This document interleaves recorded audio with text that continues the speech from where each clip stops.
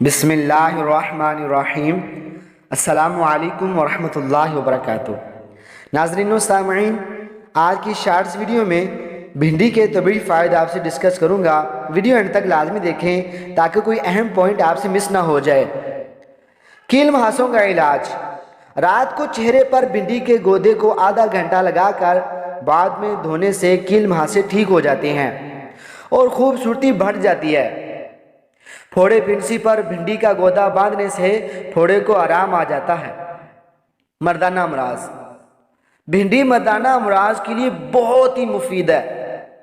اس کے استعمال سے مادہ تولید کی پیداوار میں اضافہ ہوتا ہے اور اس میں گاڑھا پن آ جاتا ہے، اور مثانہ کی گرمی کے لیے بھی مفید ہے۔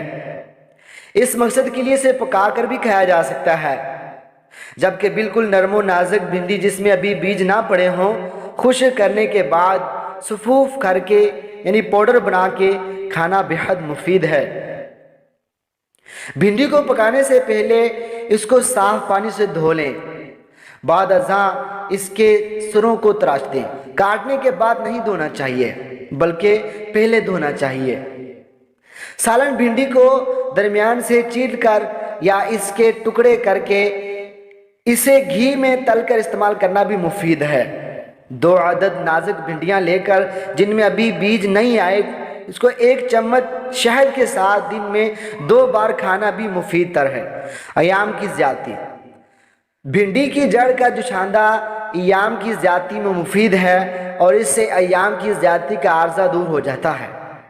وٹامنز کا حصول۔ اس سبزی میں متعدد وٹامنز موجود ہوتے ہیں جو صحت کے لیے فائدہ مند ہوتے ہیں، جیسے وٹامن کے ہڈیوں کی صحت کے لیے بہترین ہے۔ وٹامن سی مدافعتی نظام کو مضبوط بنانے کے ساتھ زخم جلد بھرنے میں مدد دیتا ہے۔ ہڈیاں مضبوط بنائیے۔ بھنڈی کیلشیم سے بھرپور سبزی ہے جو ہڈیوں کو صحت مند اور مضبوط رکھنے میں مدد دیتی ہے۔ بھنڈی کے ساتھ مچھلی یا کیلے وغیرہ کا استعمال ہڈیوں کی صحت کو زیادہ بہتر بنا دیتا ہے۔ تھکاوٹ دور کریے۔ اینٹی آکسیڈنٹ خصوصیات کی وجہ سے بھنڈی جسمانی توانائی کی سطح بہتر بنانے میں مدد دیتی ہے، جبکہ طویل المیعاد بنیادوں پر مسلز کو بھی مضبوط کرتی ہے۔ تناؤ سے نجات۔